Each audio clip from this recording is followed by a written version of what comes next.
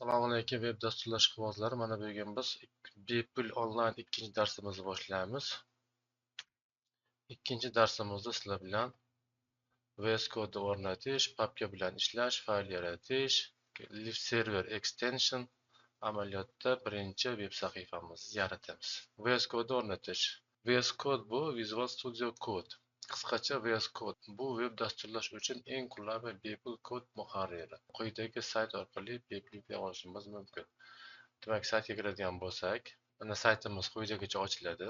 Demak, bundan download bir marta bosamiz. Shu yerda demak bizga kompyuterimizga qarab, sistemamizga qarab o'zi tavsiya beradi. Buramizda Windows sistemasi. Demak, buning uchun bir marta bosadigan bo'lsam, mana yuklash boshladi. Men oldinroq yuklab qo'yganman bu narsani.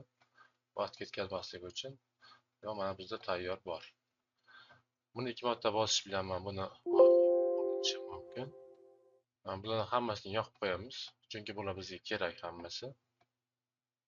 Uстановить bosadigan bo'lsak, mana bizga o'rnatishni boshlaydi. O'rnata bo'ldi. Запустить Visual Studio Code nima belgilanmagan bo'lsa, zavrshitda bosamiz. Ishga tushdi bizning VS Code'imiz, ya'ni Visual Studio Code ishga tushdi. O'rnagan holati shu. Keyingi qadamimiz endi papka bilan ishlash. Web loyihalar har doim papka ichida saqlanadi. Har bir sayt bu fayllar to'planadi. Shu fayllar tartibli saqlash uchun papkadan foydalanamiz. Mana misol uchun deylik, my site, mening saytim. Misol uchun buni veb saytingizga mantiqa mos bo'lgan nom berasiz papkaga, undan keyin ichiga fayllar to'plamini kiritib ketishingiz mumkin. Navbatma-navbat. Buning uchun VS Code da file open folder deymiz, ya'ni yangi papka ochamiz.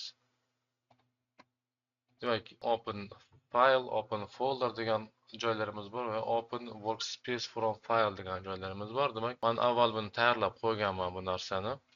Shuning uchun bunga ko'p vaqt ketkazmaymiz. Mana ekan bizda demak, oldingi safar sizlar bilan biz index.html degan fayl ochgandik. Endi bugungi darsimizda ikkita fayl ochishimiz kerak, ya'ni index.html va style.css degan narsa ochishimiz kerak. Buni ikkinchi dars deb nomlanadi. Buni shu yerdan turib to'g'ridan ochishim mumkin yoki bo'lmasam VS Code ga kirib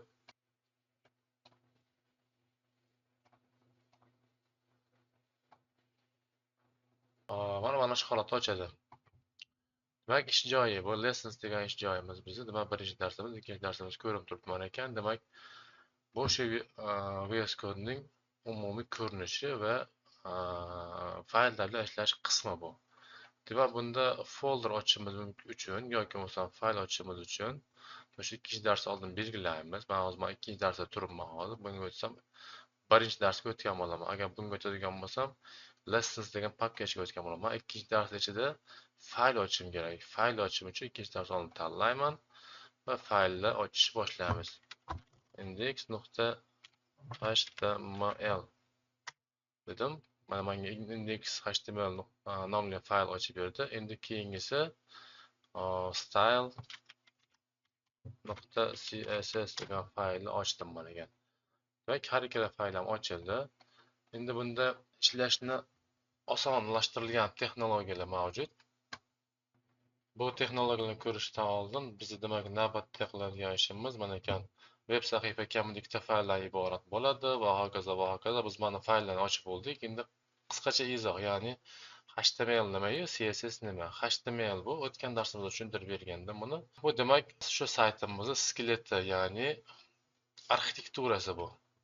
CSS uni demak dizayn berishimiz uchun va har bitta obyektni, elementni qayerda qanday joylashishi uchun demak ishlatiladigan dizayn beruvchi demak texnologiya bu ham.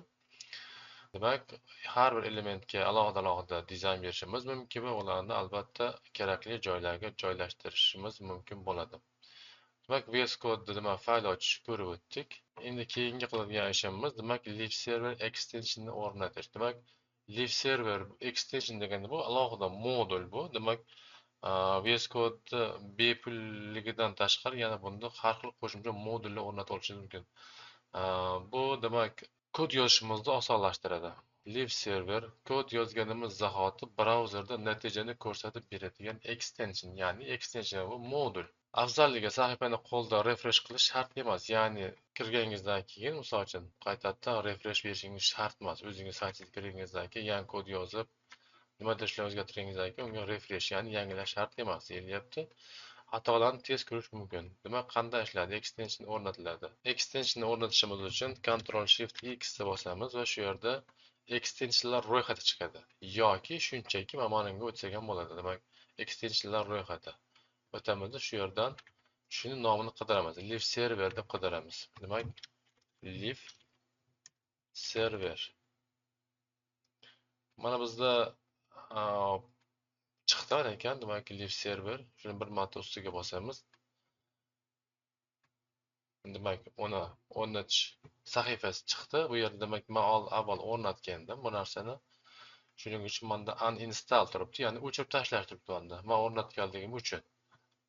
Sizlarga o'rnamagan bo'lsa, bu narsa install bo'lib ko'rinib turadi sizga. Xuddi mana yozuv singari bo'lib turadi. Demak, endi keyingisi default holatda, demak,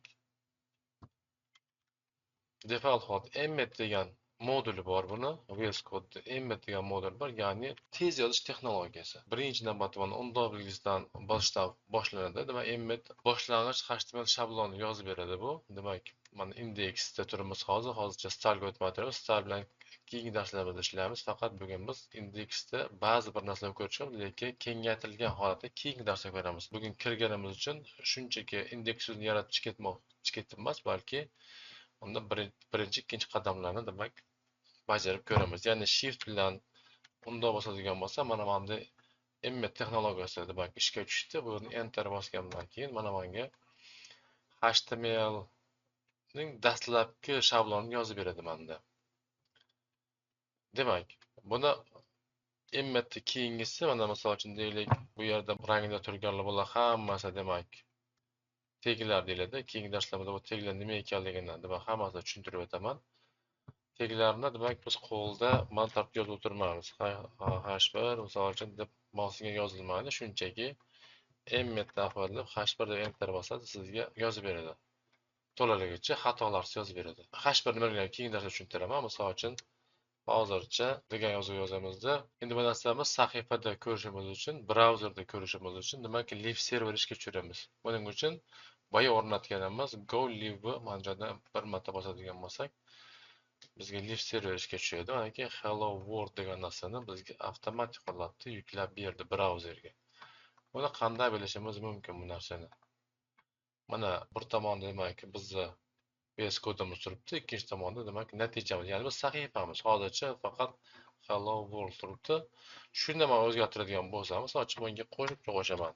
Misol uchun p degan tegimiz bor. Bu paragraf, ya'ni yangi abzaslarni yozish uchun bizga yordam beradigan teg bu. Lorem degan abzaslar.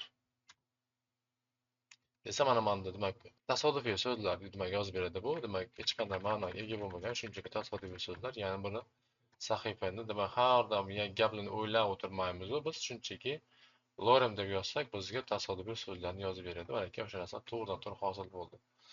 Agar men buni o'chiradigan bo'lsam, misol uchun deylik, o'chiradigan bo'lsam, avtomatik bu saytimizdan o'chib ketadi. Mana işte. Bugungi darsimiz shulardan iborat edi. Agar darsimiz sizlarga foydali bo'layotgan bo'lsa, qo'llab-quvvatlaysiz degan umiddamiz. Keyingi darslarda uchrashguncha xayr.